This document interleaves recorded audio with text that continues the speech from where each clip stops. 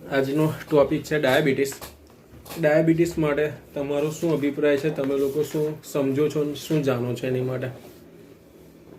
બે ટાઈપ હોય, non insulin ને ઇન્સ્યુલિન ડિપેન્ડન્ટ. ઓકે. જીનેટિકલી બી હોઈ શકે, પછી કોઈ ઓબેસ પર્સન હોય એના બી હોઈ શકે છે. સારું છે. બીજું કોઈ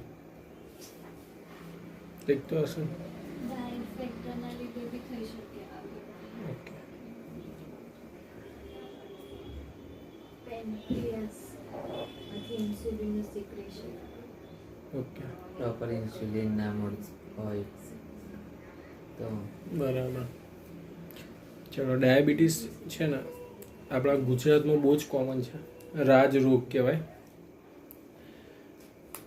અને એ રોગ હોય એટલે બીજું બધું બી ચાલુ જ રહે, નાના મોટા તકલીફો. ને કોઈ પણ પ્રકારનો ડૉક્ટર હોય, પીજી વાળો હોય કે અંડર ગ્રેજ્યુએટ હોય, કોઈ બી હોય, પણ એને ડાયાબિટીસ તો આવડવું જોઈએ. જનરલી વચ્ચે તો મેં એવું સાંભળ્યું હતું કે ડાયાબિટીસ ડાયગ્નોસિસ ખાલી એમડી ડૉક્ટર જ કરી શકે. પીજી જે પોસ્ટ ગ્રેજ્યુએટ કર્યું હોય એ જ કરી શકે, એલોપેથિક પોઈન્ટ ઓફ વ્યૂ. આપણી માટે નહીં. આપણે તો ડાયગ્નોસિસનું કદાચ એટલું બધું ઇમ્પોર્ટન્ટ નથી હોતું, પણ હું મારી પ્રેક્ટિસમાં ડાયગ્નોસિસને બહુ જ બિલીવ કરું છું, સાયન્ટિફિક બહુ જ બિલીવ કરું છું, રિપોર્ટોને બી માનું છું. હું સિમ્ટોમવાળી પ્રેક્ટિસ કરું છું જરૂર પડે તો, પણ મારી પ્રેક્ટિસ થોડી કરવાની રીત અલગ છે. દરેકની અલગ અલગ ડાયમેન્શન હોય કામ કરવાના. પેશન્ટ છે, લઈ લો.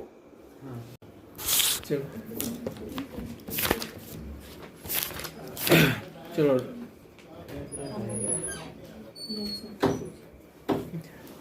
ડાયાબિટીસ માટે તમારા લોકો તરફથી કોઈ નવું સજેશન?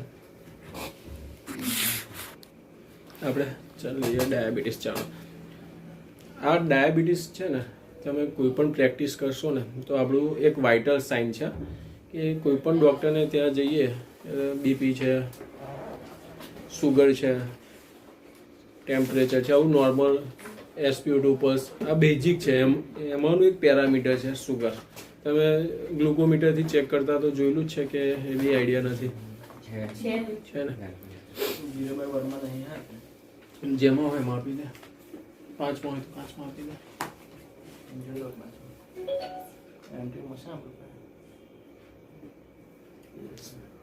કઈ દવા કોની? પેલા ભાઈની. હા, ક્યુમાં છે લા. હા, પેલા એમાં પૂનમ બોટલ છે. ચલો, તો વાઇટલ સાઇન પેરામીટર છે. હા, રાતે જ ખાલી.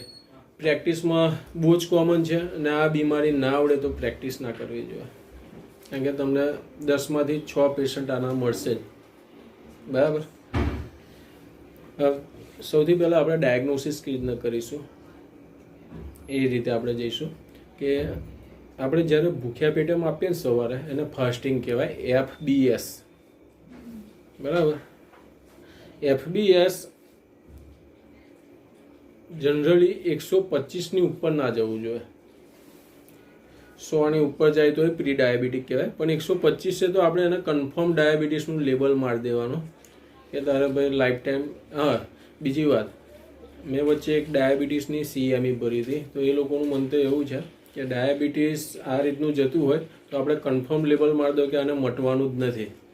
એલોપેથિક ડૉક્ટરના વ્યૂ આ રીતના છે કે ભાઈ ગમે ત્યારે સુગર માપો અને 200ની ઉપર કોઈનું સુગર હોય તો એને મટવાનું નથી. એ લોકોનું મંતવ્ય એ ટાઈપનું છે. બરાબર. જ્યારે પણ 200નો આંકડો દેખાય એની ટાઈમ, ગમે તે ટાઈમ, પેડો ખાઈને માપ્યું હોય કે પેડો ના ખાધો હોય, ભૂખ્યા પેટે માપ્યું હોય, એટલે એ તમે જરા જોઈ લેજો. ભૂખ્યા પેટનું 125 આપણે રાખો. PP2BS 140ની ઉપર જાય તો પ્રી ડાયાબિટીક કહેવાય, એટલે કે જમ્યા પછીનું 2 કલાકે. એને આપણે કહીએ PP2BS. એટલે 200ની ઉપર હોય એટલે લેબલ મારી દેવાનું, કન્ફર્મ છે સુગર ભાઈ તને. બરાબર છે.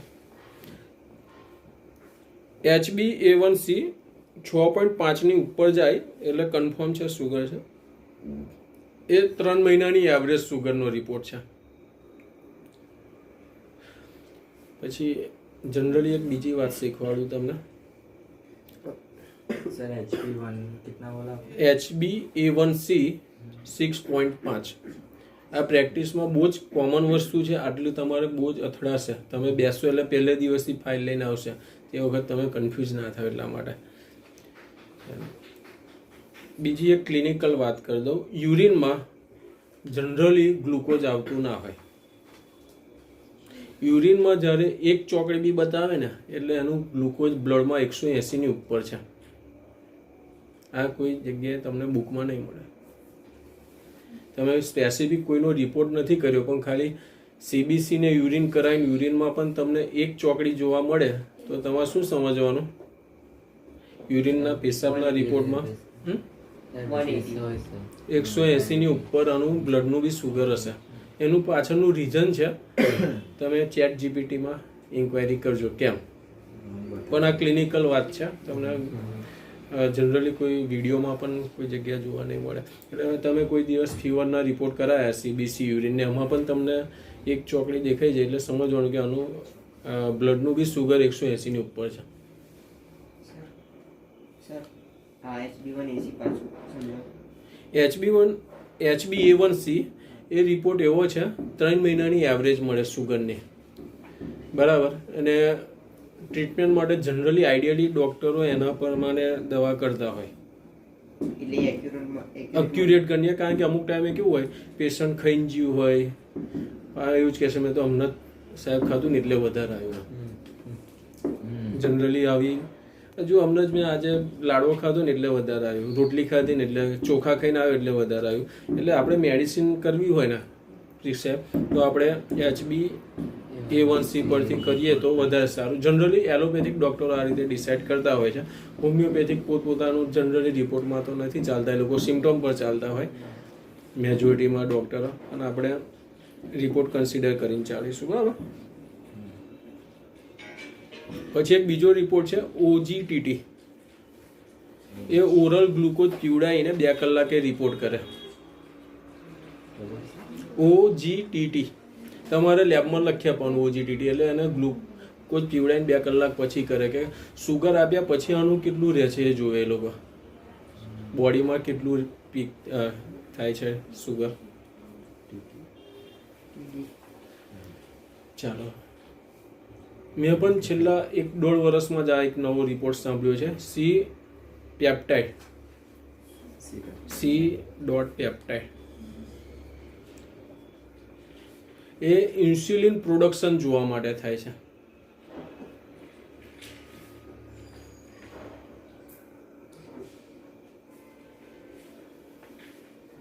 મા માટે બી નવો છે, વર્ષ પહેલાં જ મને ખબર પડી. બહુ રેર શબ્દ લોકોને બી નહીં ખબર હોય આ C-પેપ્ટાઇડ, પણ આ તમને ક્યાંય ઉપયોગ લાગશે એ હું તમને આગળ સમજાવીશ ક્યારે કઈ યુઝ થશે. ચલો ડેફિનેશન પર જઈએ.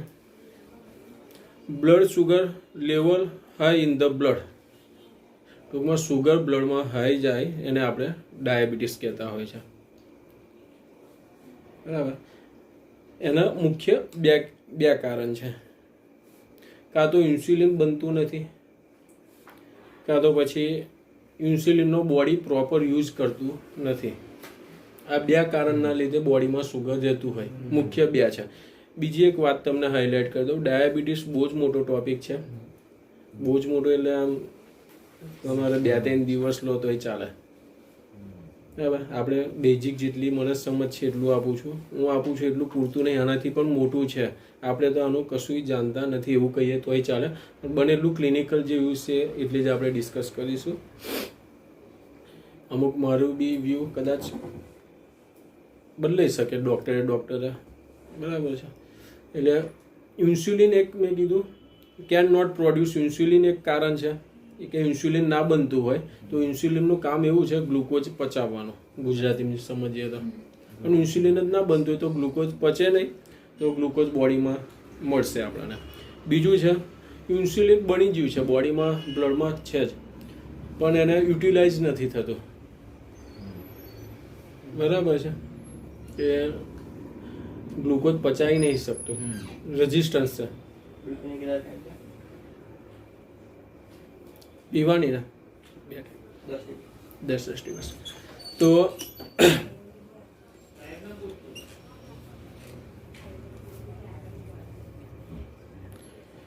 રેઝિસ્ટન્સ છે, સમજ્યા? તો બી સુગર વધશે. મુખ્ય 2 કારણ છે સુગરના. તમને યુટ્યુબ પર કે કોઈ જગ્યા આવું નહીં મળે, હા, એટલે બહુ શાંતિથી સમજો. એ આપવાની છે.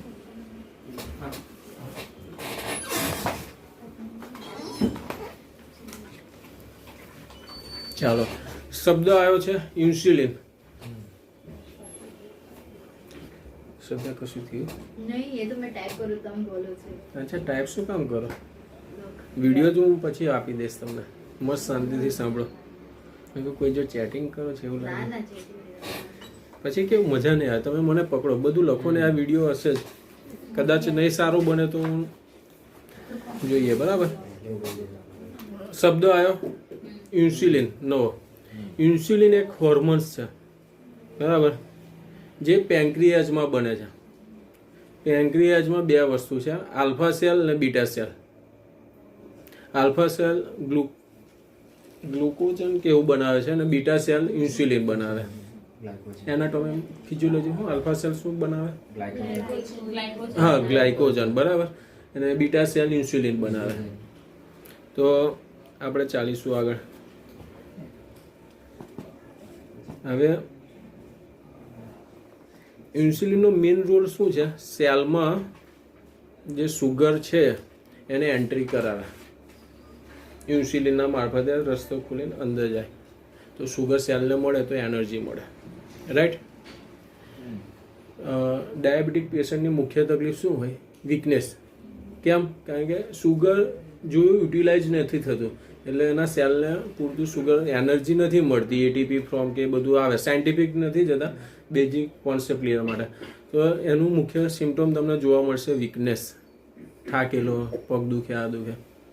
સાંભળ્યું છે એવું કે વીકનેસ કમ્પ્લેન હશે જ એની પાછળનું કારણ આ છે.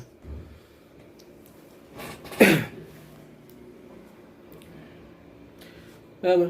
હવે ડાયાબિટીસ છે ને પ્રાઇમરી અને સેકન્ડરી 2 ભાગમાં આપણે લઈશું. પ્રાઇમરીમાં ટાઈપ 1, ટાઈપ 2. સેકન્ડરીમાં મેડિસિન રિલેટેડ, કોઈ ડિઝીઝ રિલેટેડ, ઇન્ફેક્શન રિલેટેડ હોય તો એ પણ આવશે.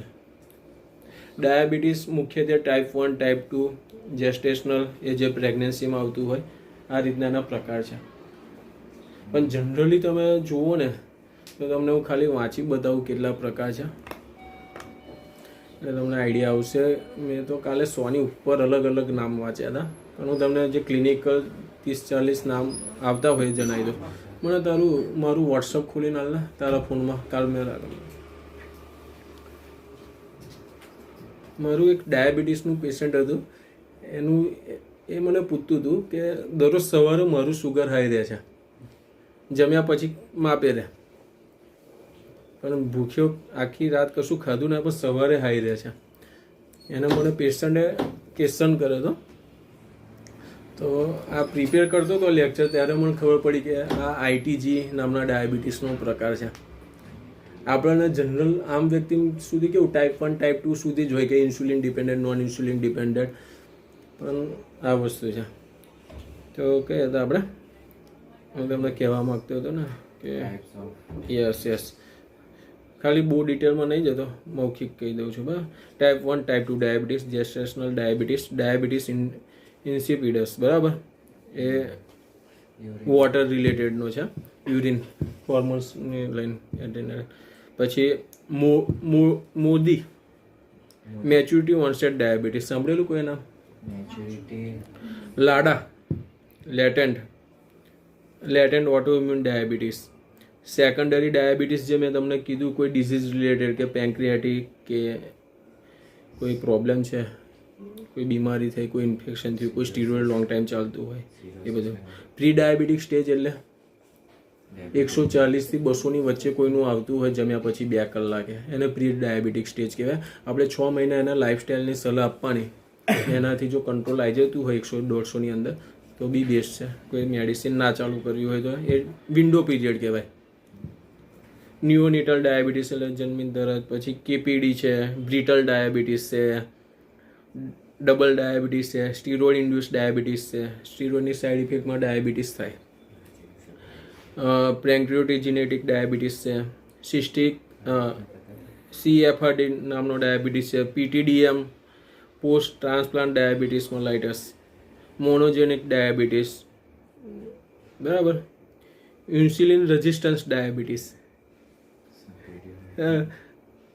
કન્જેનાઇટલ ડાયાબિટીસ, કેટોસિસ રેઝિસ્ટન્સ ડાયાબિટીસ. એટલે ઘણા બધા આવા બધા નામ છે જે એટલે બહુ મોટો ટોપિક છે. આપણે એને અત્યારે કદાચ કલાકમાં બી બરાબર ન્યાય ના આપી શકીએ, કારણ કે એક એક ટોપિક પર જાઓ તો એ સામાન્ય તમારે કલાક 1.5 કલાક તમે જાય. પણ આપણે ખાલી ક્લિનિકમાં શું યુઝ છે એ રીતે જોઈશું.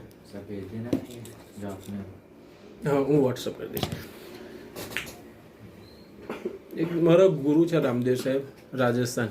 મેં એક દિવસ જનરલ વાત કરતા એમને ડાયાબિટીસની કર્યું તો એમને 10-12 ડાયાબિટીસના નામ તો મને એમ જ મોકલી દીધા હતા. મોદી છે, લાડા છે ને આ બધું. એટલે મને તો ખાલી ટાઈપ 1 ટાઈપ 2 સુધી જ ખબર હતી એમ, પણ ઘણું બધું મોટો છે ટોપિક. ચાલો હવે શબ્દો આવ્યો ટાઈપ 1. ટાઈપ 1 માટે મેં મારી યુટ્યુબ ચેનલ પર એક વિડીયો બનાવી દો. તમને કોઈ જોયો છે? આવ્યો છે તમારે? મેં જનરલી 10-12 ફિઝિશિયનને મોકલ્યો હતો તો બધાએ બહુ સરસ સારું એનું કીધેલું. એટલે ટાઈપ 1માં મેં ટાઈપ 1માં ડાયાબિટીસમાં શું છે કોને એ વિડીયોમાં મેં શું કીધું તે જરા જણાવી દો તમે.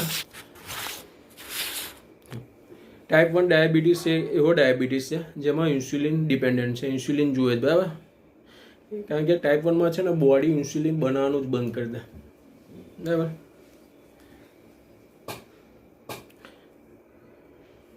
હવે એટલે કે બીટા સેલથી ઇન્સ્યુલિન બનતું જ નથી. એટલે પેલો C પેપ્ટાઇડ રિપોર્ટ કરાવીએ ને ત્યારે ખબર પડે કે એનું પેન્ક્રિયાજ ઇન્સ્યુલિન બનાવે છે કે નહીં. કાં તો ઇન્સ્યુલિન ઉપરથી લેતું હોય તો C પેપ્ટાઇડથી કાઉન્ટ કરીને કેટલું ઇન્સ્યુલિન આપ્યું, પછી એનું બોડીએ બનાવ્યું કે નહીં, એ રિપોર્ટની ત્યાં મહત્વ છે. ફિઝિશિયનો જનરલી એ બધા યુઝ કરતા હોય. હવે મેં જે વિડીયો બનાવ્યો હતો, મારી વિડીયોની મેઇન થીમ એ હતી ટાઈપ 1ની કે એલોપેથિક ડૉક્ટરો એવું જ કહેવા માગે છે કે ટાઈપ 1માં ફરજિયાત ઇન્સ્યુલિન આપવું પડે, ઇન્સ્યુલિન વગર. ને એમની વાત સાચી બી છે, પણ મેં એમને એવું સજેસ્ટ કર્યું હતું વિડીયોમાં. મારું મંતવ્ય અભિપ્રાય એવો હતો કે જે મારા સોર્સિસ હતા, મને જે જાણવા મળ્યું ત્યાંથી, કે ડાયાબિટીસ ટાઈપ 1 થવા પાછળનું કારણ જે હોય ને કારણ આપણે દૂર કરીએ. દાખલા તરીકે કોઈ બાળક છે, એને મમ્સ થયું ને એના મમ્સને લઈને એની ઓટોઇમ્યુન ડિઝીઝ થયું, એનું મમ્સ ને એની એન્ટીબોડી એના બીટા સેલને નુકસાન પહોંચાડે, ઇન્સ્યુલિન બનવા જ ના દે ને એના લીધે ડાયાબિટીસ થયું છે. તો આપણે એ મમ્સનું જે ઇન્ફેક્શન જે છે એની સાઈડ ઇફેક્ટ હટાડીએ, દૂર કરીએ, અને તો પછી એની બોડી પાછી રિવર્સિબલ થઈ જાય અને પાછું એની બોડી ફરી ઇન્સ્યુલિન બનાવતું થઈ જાય. દાખલા તરીકે કોઈ બાળક છે, એને વેક્સિન લીધી ને ત્યાં પછી એને શું કહેવાય ડાયાબિટીસ ટાઈપ 1 થયો છે. કે વેક્સિન ઇમ્યુનિટી પર જઈને કામ કરે ને એને લઈને એની બોડી ડિસ્ટર્બ થઈ છે ને એને બોડી જેને પછી નુકસાન પહોંચાડે છે બીટા સેલને, ને ઇન્સ્યુલિન બનતું બંધ થઈ જાય છે. તો મારી હોમિયોપેથિક દવાનો રૂલ એ હશે કે એની વેક્સિનની સાઈડ ઇફેક્ટો હું દૂર કરીશ. દાખલા તરીકે સિલિસિયા છે, વેક્સિન એન્ટી વેક્સિન મેડિસિનો છે ને આપણી પાસે, સિલિસિયા છે, થુજા છે, બધું સાંભળ્યું છે ને તો તમે થુજાને, તો એ આપીએ આપણે અને વેક્સિનની સાઈડ ઇફેક્ટ દૂર થાય ને એની બોડી પાછી શું બેડ ઇફેક્ટ્સ ઓફ વેક્સિન. હા, બેડ ઇફેક્ટ્સ ઓફ વેક્સિન. એ વેક્સિનના લીધે ટાઈપ 1 ડાયાબિટીસ હોય ને વેક્સિનની સાઈડ ઇફેક્ટો આપણે દૂર કરીએ તો આપણે પેશન્ટ માટે આશીર્વાદરૂપ છે કે એને કાયમ માટે ઇન્સ્યુલિન લેવાનું બંધ થઈ જાય, પાછું એનું રિવાઇઝ બનતું થઈ જાય. તો સમજાય છે કે અધર જાય? હું શું કહેવા માગું, કારણ કે ટાઈપ 1 એમ તો નહીં થયું ને, કોઈક કારણ તો હશે ને થવા પાછળનું. કાં તો એની જીનેટિક હિસ્ટ્રીમાં જ કંઈક પ્રોબ્લેમ હશે, ક્રોમોઝોમ લેવલ પર, જીનેટિક લેવલ પર, કાં તો પછી આ રીતે. કારણ કે મારે કોવિડ પછી એક મોભા ગામ છે મોવલ પાસે, ત્યાંનું એક પેશન્ટ હતું, મને એક પીડિયાટ્રિક ડૉક્ટરે મોકલી હતો. કોવિડ વેક્સિન પછી એને ડાયાબિટીસ થયું. 18 કે 19 વર્ષની છોકરી. હવે લાઈફ ટાઈમ એને ઇન્સ્યુલિન લેવાનું.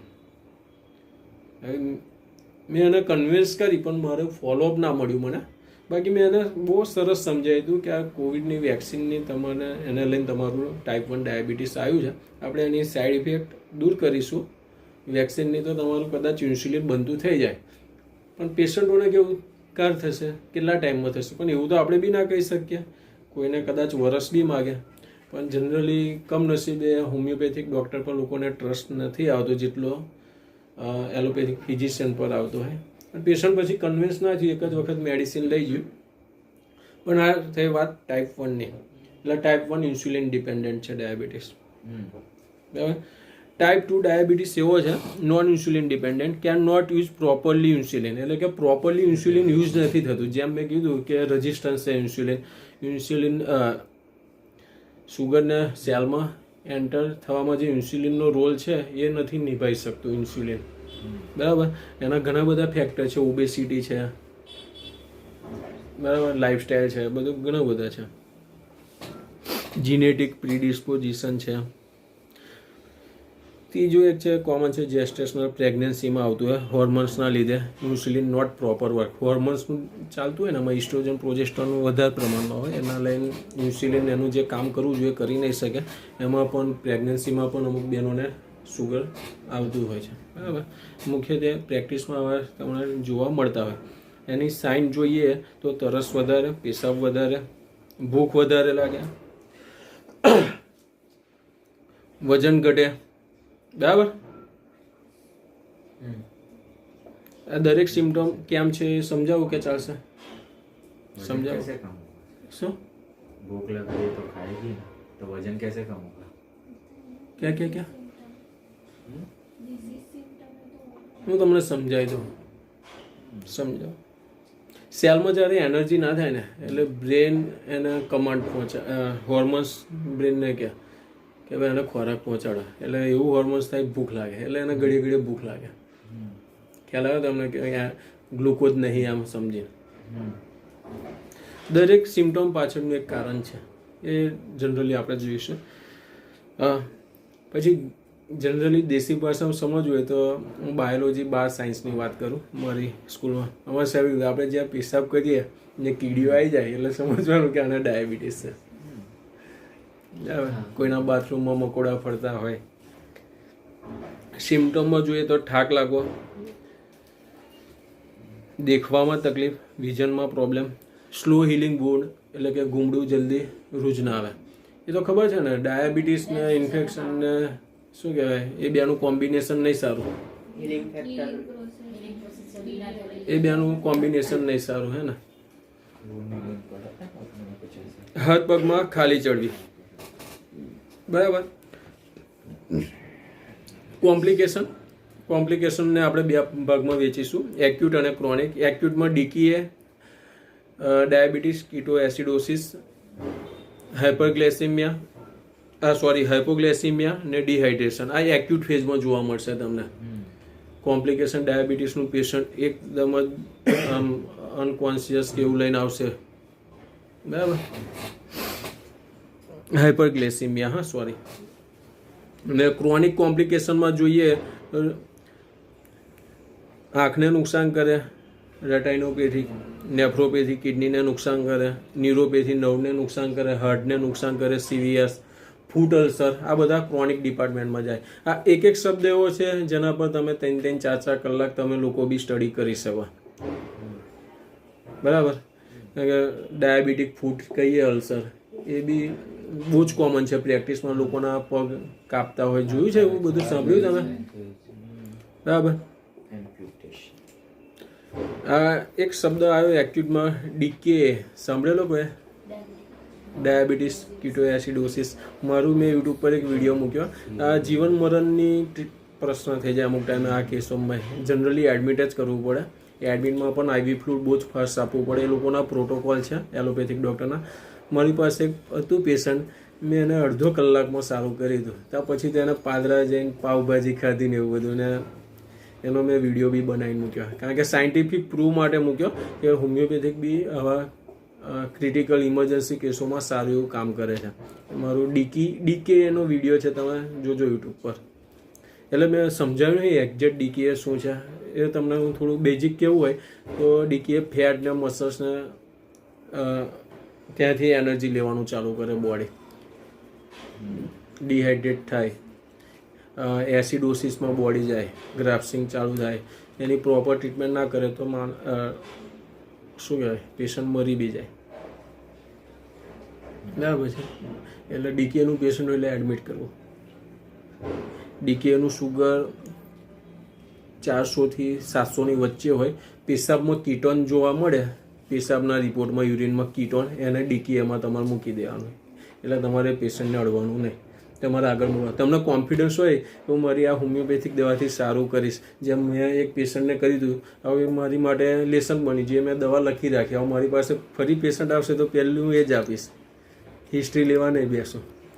પણ કીટોન પેશાબમાં જોવા મળે એટલે શું સમજવાનું, પેશન્ટ છે DKA, બરાબર, ડાયાબિટીસ કીટો એસિડોસિસ. એટલે પેશન્ટ આપણે રિફર કરવાનું, કાં તો તમે હોમિયોપેથિકલી સારી રીતે મેનેજ કરતા હોય તો કરવાનું. મેં તો કરેલું છે મારા લાઈફમાં, પણ જનરલી અઘરો કેસ થઈ જાય. એટલે તમને આવડત હોય તો કરવાનું, કોન્ફિડન્સ હોય તો કરવાનું.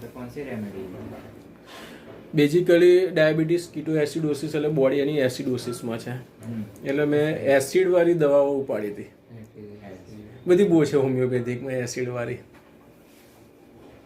બરાબર. એટલે એસિડવાળી દવા આપીશ તો એની બોડી ન્યુટ્રલાઇઝ થશે. હવે કઈ આપીએ નહીં કહેવા માંગતા, થોડીક મહેનત કરજો ને તમે બી. થોડી હિન્ટ આપી તમને મેં શું કરી દઉં, બરાબર. શું તમે એસિડ ફોર્સ બી આપી શકો. હા,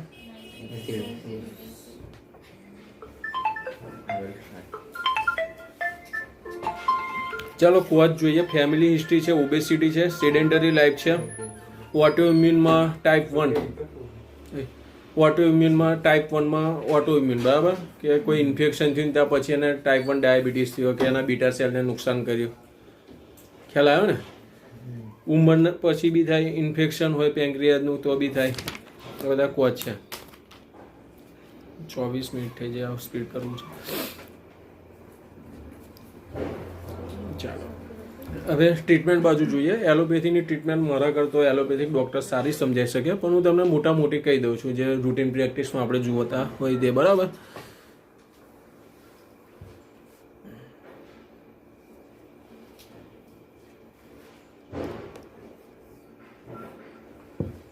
ચાલો, એલોપેથિકમાં છે ને હાઇપોગ્લાયસેમિક ડ્રગ વપરાય છે, મેટફોર્મિન કરીને, જે લીવરમાંથી જ ગ્લુકોઝ બનવાનું ઓછું કરે અને ઇન્સ્યુલિન જે રેઝિસ્ટન્સ છે, જે એનર્જી સુગર સેલમાં જવા દેવામાં મુશ્કેલી પડે છે, એમાં પણ કામ કરે.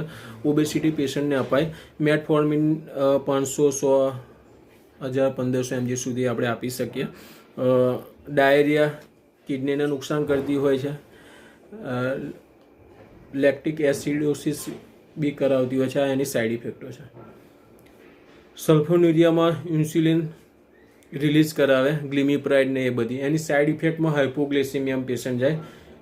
સૌથી કોમન કારણ મરવા પાછળનું બી આ એક છે કે હાઇપોગ્લાયસેમિયા, સુગર એકદમ ઘટી જવું ને પેશન્ટ અનકોન્શિયસ થઈને મોઢામાં ફીનાઈને મરી જતું હોય છે જનરલી, બરાબર. એટલે બધી દવાઓ બહુ કેરફુલી વાપરવાની, પ્રોપર નોલેજ લઈને વાપરવાની.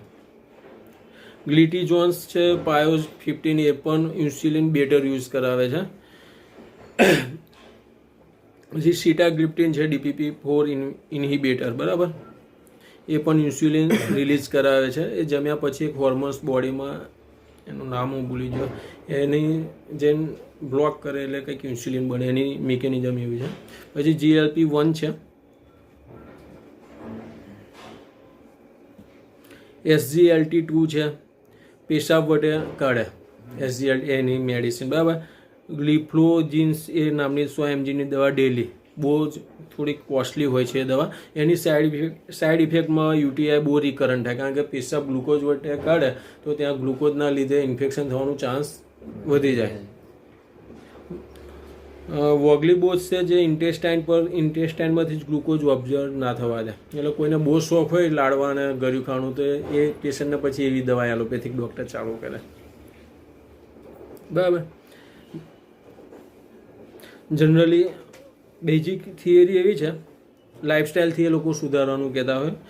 ફર્સ્ટ મેટફોર્મિન ચાલુ કરે, પછી સુગર કંટ્રોલ ના હોય તો સેકન્ડ લાઇન ડ્રગ ઉમેરે, ગ્લિમિપ્રાઇડ કે કોઈ બી સલ્ફોન્યુરિયાની મેં કીધું કોઈ બી, છતાંય કંટ્રોલ ના આવે તો પેલું ઇન્સ્યુલિન રેઝિસ્ટન્ટ વાળી પીપજો ઉમેરે. આમ 3 દવાનું કોમ્બિનેશન બનાવીને આપે, બરાબર. અને છતાં પણ ના ઇમ્પ્રુવમેન્ટ આવે તો પછી એ લોકો ઇન્સ્યુલિન થેરાપી પર જાય. તમારા ઘરમાં કોને છે સુગર? કઈ દવા ચાલે છે? જનરલી ડૉક્ટરો કોમ્બિનેશનમાં જ આપે, બરાબર, કે 2 જગ્યાએ કામ કરે. આમ ઇન્સ્યુલિન પણ વધારે બનાવે ને રેઝિસ્ટન્સ બી અટકાય. એ રીતે જેને જેવી પ્રેક્ટિસને જેને ત્રણ ચાલે છે. તમારે એટલે વધારે છે. મેટફોર્મિન, એપિક્રીમ ને ત્રીજી આવી. અચ્છા, ફોટો પાડીને મને વોટ્સઅપ કરજે. એટલે વધારે નહીં રહેતું. કાં તો કેવો ડૉક્ટર છે એના પર છે, પણ જનરલી એના પર આપણે કોમેન્ટ ના કરી શકીએ કારણ કે એલોપેથિક ડૉક્ટર, કારણ કે હું ડાયાબિટીસમાં જીપીમાં પણ કોઈ એલોપેથિક દવા નહીં વાપરતો. હું હોમિયોપેથી જ કરું છું ડાયાબિટીસ પેશન્ટમાં. હું ડાયાબિટીસની બહુ પ્રેક્ટિસ હોમિયોપેથીમાં જ છે આપણે, ને આપણે એમાં રિઝલ્ટ બી સારા લઈએ છીએ. ચાલો હવે આગળ જઈએ. શબ્દ આવ્યો ઇન્સ્યુલિન થેરાપી. ઇન્સ્યુલિન થેરાપીની મોટી વાત કરી દઉં. પહેલાં તો વાય ઇન્સ્યુલિન આપવું પડે. જ્યારે પણ HbA1c 8 કે 9ની ઉપર હોય ત્યારે વિચારી શકો. સુગર 3 કોમ્બિનેશનવાળી દવા આપતા પણ કંટ્રોલ ના આવતું હોય તો સપોર્ટિવ ઇન્સ્યુલિન થેરાપી આપણે એડ કરી શકીએ, બરાબર. હોસ્પિટલમાં એડમિટ પેશન્ટ હોય તો અવશ્ય ઇન્સ્યુલિન પર જ લઈ લેવું જોઈએ. એના ઘણા બધા કારણો છે, નેક્સ્ટ ટાઈમ કહીશ તમને. આપણું બીજું જે લેક્ચર ક્લિનિકલ ઇમ્પોર્ટન્ટ છે એના પર જઈશું એ વાત માટે, બરાબર. એક રેપિડ એક્ટિંગ ઇન્સ્યુલિન છે, એ 15 મિનિટમાં ઉપયોગ થતું હોય. લિસ્પ્રો કરીને આવે ના. પછી શોર્ટ એક્ટિંગ જે 30 મિનિટમાં આવતું હોય. ઇન્ટરમીડિયેટ જે 1 થી 2 કલાક અસર રહેતી હોય. અને લોંગ એક્ટિંગ જે ઓલ ડે 24 કલાક અસર રહેતી હોય. એ ખાલી આપણે રાતના ટાઈમે લેન્ટસ કરીને આવે એ વાપરતા હોય છે, બરાબર. બીજું છે શોર્ટ ને ઇન્ટરમીડિયેટ ભેગું કરીને આ લોકોએ મિક્સટાર 30 કરીને બનાવ્યું છે ઇન્સ્યુલિન.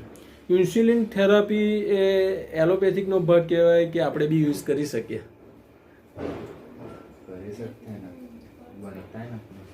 ચાલો જનરલી જોઈએ આગળ. ટાઈપ 1 ને ટાઈપ 2 ડાયાબિટીસમાં જનરલી લિસ્પ્રો છે શોર્ટ એક્ટિંગ જે 4 યુનિટ સવારે અપાય, લેન્ટસ 15 યુનિટ સાંજે અપાય. આની ગાઈડલાઈન છે, અલગ અલગ ગણવાની. તમને થોડુંક કહેવું હોય તો કહી શકું ઇન્સ્યુલિન કઈ રીતે આપવું પ્રેક્ટિકલી.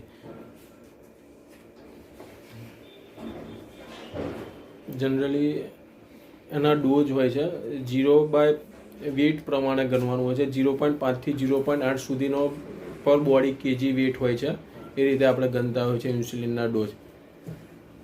એ હું બીજા લેક્ચરમાં તમને આપું ક્લિનિકલમાં કઈ રીતે આપવાનું છે, બરાબર. કારણ કે આ આપણે પબ્લિશ કરીશું એટલે એલોપેથિક પોઈન્ટ ઓફ વ્યૂ મારે બહુ કોમેન્ટ કરવી સારી નહીં. ને મને પ્રેક્ટિસ આવડતી બી નથી, હું હોમિયોપેથી જ કરું એટલે મજા આવે છે. ચાલો હોમિયોપેથિકમાં આપણે જોઈએ તો બ્લડમાં સુગર ઘટાડવું હોય તો સિઝિનિયમ જમ્બોલિનમ, યુરિનમાં ઘટાડવું હોય તો યુરેનિયમ નાઇટ્રિકમ, વીકનેસ માટે એસિડ ફોસ, ઓબેસિટીનું પેશન્ટ હોય તો લાઇકો કલ્કેરિયા કાર્બ, સ્ટ્રેસ હોય તો કાલિફોસ, નેટ્રમ્યુર. ઇન્સ્યુલિન એક્ટિવ કરાવવું હોય તો ઇન્સ્યુલિન નામની દવા આવે છે આપો. સુગર જીમ્નેવા કરીને એક છે. પેટમાં બી બહુ દુખાવો અને તરસ વધારે હોય ત્યારે લેક્ટિક એસિડ બી આપણે વાપરી શકીએ છીએ, બરાબર. હોમિયોપેથિકમાં મારો ગોલ જનરલી એવો હોય છે કે આપણે ડાયટ પર ખાસ ધ્યાન આપીએ છીએ. ઓબેસિટી હોય તો એને ઘટાડવા કહીએ, દરરોજ એક્સરસાઇઝ, મોર્નિંગ વોક કહી દેવાનું. ડાયટનું બહુ જ મહત્ત્વ છે પેરેલલ. પછી બીજી જે એક ટૉપિક છે એ આપણે બીજા લેક્ચરમાં રાખીશું. મને યાદ કરાવજો. ડાયટનો એક ટૉપિક છે 8 કલાકવાળો, જે આમ વ્યક્તિ માટે જરૂરી નથી, ડૉક્ટર માટે જરૂર છે. એટલે આપણે બીજો લેક્ચર જે આપણે હોમિયોપેથિક ક્લિનિકલ વાત કરીશું એમાં મારું મેઇન ટાર્ગેટ શું હશે એક હોમિયોપેથ તરીકે, કે જે બીટા સેલ પ્રોડક્શન બનાવતું ના હોય તો એને ઇન્હિન્સ કરીશ કે ભાઈ તું ઇન્સ્યુલિન વધારે બનાય, એ રીતની હું દવા વાપરીશ. રેઝિસ્ટન્સ જે હોય ઓબેસિટીના લીધે જે કંઈ સેલમાં રિસેપ્ટર ઇન્સ્યુલિનને એક્સેપ્ટ નથી કરતું, સુગર ટ્રાન્સફર એની જે વોલમાંથી સેલમાં જતું નથી, એની માટે રેઝિસ્ટન્સ ઘટે, સારી રીતે યુટિલાઇઝ કરી શકીએ આપણે ઇન્સ્યુલિનનો. એના માટે હોમિયોપેથિક દવા વાપરીશ. જરૂર પડે તો ઇન્સ્યુલિન પણ યુઝ કરી શકીએ. લીવર ગ્લુકોઝ જે બનાવતું હોય એ કેમ ઘટે એવી પણ હું દવાઓ આપી શકીશ કે લીવર ઓછું ગ્લુકોઝ બનાવે. કિડની વટે પણ સુગર નીકળે એની માટેની પણ હું દવાઓ વાપરી શકીશ. ઇન્ટેસ્ટાઇનમાંથી પણ ગ્લુકોઝ ઓછો જેમ ઓબ્ઝર્વ થાય એવી પણ હું દવા લઈ શકીશ. બરાબર.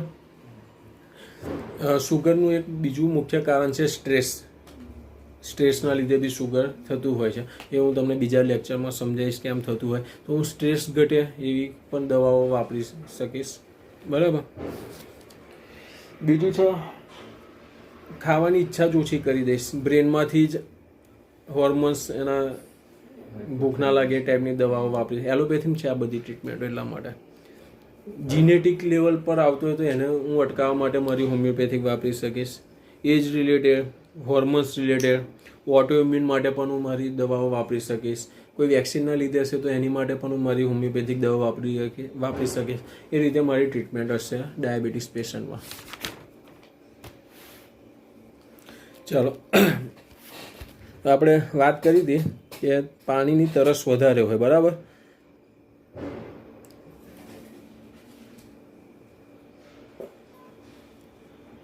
પાણીની તરસ એટલા માટે વધારે હોય કે લોકોને પેશાબ બહુ લાગે. કારણ કે બોડી આપણું હ્યુમન નેચર કેવું છે કે ગ્લુકોઝ વધી જ હોય તો પેશાબ માટે પહેલાં કાઢે. એટલે પેશાબમાં જનરલી કાઢતો હોય પણ બોડીમાં જ્યારે 180થી વધારે સુગર હોય ને ત્યારે પેશાબમાં બતાવે. એટલે પેશાબમાંથી ફ્લુઇડ લોસ થાય એટલે ડિહાઇડ્રેટ થવાનું એટલે એને તરસ વધારે લાગવાની. દરેક સિમ્ટમ પાછળનું આ રીતનું લોજિક છે, આ રીતનું કારણ છે. આ મારો વ્યૂ છે, બદલાઈ બી શકે. કોઈ બીજા ડૉક્ટર કદાચ બીજી સાયન્ટિફિક રીતે હોય. હું જે સમજતો એ મારી રીતની વાત કરું છું. એની હું દવા આપીશ નેટ્રમ મ્યુર અને એપિસ્મેલેથિકા. પોલિયુરિયા, બરાબર. ઘડીએ પેશાબ લાગવું. મેં જેમ કીધું આપણી બોડીનું મિકેનિઝમ છે પેશાબ કાઢવું. બરાબર. એટલે એને પેશાબનું એમાં હું યુરેનિયમ નાઇટ્રિકમ કેન્થરીસ આપીશ.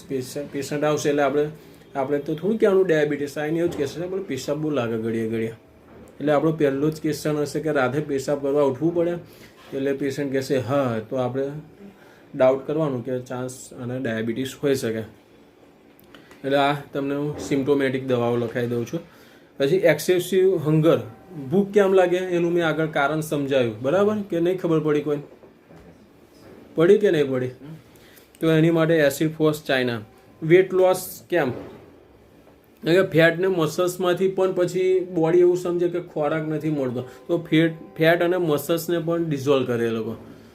બરાબર. એના લીધે પણ ડાયાબિટીસ પેશન્ટનું વેટ લોસ થતું. એમાં આપણે એબ્રોટેનમ અને આયોડમ આપીશું. ફટીગ અને વીકનેસ, એમ કમજોરી, એનું બી કારણ મેં સમજાવ્યું કેમ કમજોરી ફીલ કરે ડાયાબિટીસ પેશન્ટ, કે નહીં ખબર? બોડીમાં ઓલરેડી સુગર છે પણ સેલ સુધી સુગર ઇન્સ્યુલિન રેઝિસ્ટન્સના લીધે અંદર ઇન્સ્યુલિન એને પહોંચાડી નથી શકતો. એટલે સેલને એનર્જી ના મળે, જે પેલી એટીપીની થિયરી આવતી, તો પછી બોડીને કમજોરી ફીલ થાય ને. બરાબર. તો એની મેડિસિન છે phosphorus, carbo, veg, acid FOSS, આ બધું આપી શકે. દેખવામાં તકલીફ હોય, બરાબર, તો એસિડ ફોર્સ આપી શકે. ફાઇસોસ્ટિગમાં આપી શકે. સ્લો હિલિંગ હોય તો એમાં સિલિસિયા, કેલેન્ડ્યુલા. કારણ કે સ્લો હિલિંગનું કારણ એવું છે કે ઇન્ફેક્શનના લીધે ઇમ્યુનિટી એની ડાઉન થઈ હોય, બ્લડ સર્ક્યુલેશન ઘટ્યું હોય. ડાયાબિટીસમાં પેલો એક શબ્દ છે ને એથ્રોસ્ક્લેરોસિસ, એમ ને એ બી છે. અને ઇન્ફેક્શન સુગર હોય તો કોમન જલ્દી જતું ના હોય, આપણે સાદી ભાષામાં સમજીએ તો. પછી નમ્બનેસ, ટિંગલિંગ ને એવું બધું નવું ડેમેજ થતું હોય. બરાબર. ત્યાં આગળ આપણે હાઇપેરિકમ, પ્લમ્બમ મેટ આપી શકીએ. રિકરન્ટ ઇન્ફેક્શન થઈ શકતું હોય. પેશન્ટ કહેશે ઘડીએ આવીને મને સાહેબ આ મટતું જ નહીં, ઘડીએ થાય, વારંવાર ટોન્સિલ થાય છે, કંઈ બી થાય, તો આપણે રૂલ આઉટ કરવું કે સુગર છે કે નહીં. હવે રિકરન્ટ તકલીફ લઈને આવતું હોય તો તમે ઇમ્યુનો કોમ્પ્રોમાઇઝ જે ડિઝીઝ આવતા હોય, HIV છે, HBS AG છે, 3 H, HCV, HBS AG અને ત્રીજો H કયો? ટૂંકમાં નોર્મલ આ બધા રિપોર્ટ કરાવી લેવાના. સુગર છે, TB છે, બરાબર. એની ઇમ્યુનિટી ઓછી હોય એટલે ઘડીએ બીમાર પડતું હોય. એટલે પેશન્ટ કહે કે મને આ ચામડીની દરાજ મટતી નહીં, તો તરત વિચારવાનું કે આનું સુગર કરાવો. બરાબર. ચલો, પછી બહુ ઇન્સ્યુલિન ઓવર બોડીમાં પડી રહેતું હોય ને તો ખબર અમુકની બોચી પર કારા કારા આમ એ હા એટલે આપણે મસાબી હોય પેલું કારા આમ જોયા છે કોઈ એવી બરાબર ડાર્ક સ્કિન પેચ હોય એ ઇન્સ્યુલિન રજિસ્ટરની નિશાની છે. તો એની મેં આપણે થૂજાના સલ્ફર વાપરીએ તમને દેખાઈ જશે આમ ગરદન પર દેખાઈ જશે. જોયા છે કોઈ એવા પેશન્ટ આમ કારા જોયા છે તો એને સુગર પણ એનું છે ને. ચાલો બસ તો આપણું ડાયાબિટીસનું નાનું મોટું મેં તમને સમજાયું. હવે આપણો બીજો વિડીયો જે સ્પેશિયલ ડૉક્ટર માટે છે આપણે લઈએ. હા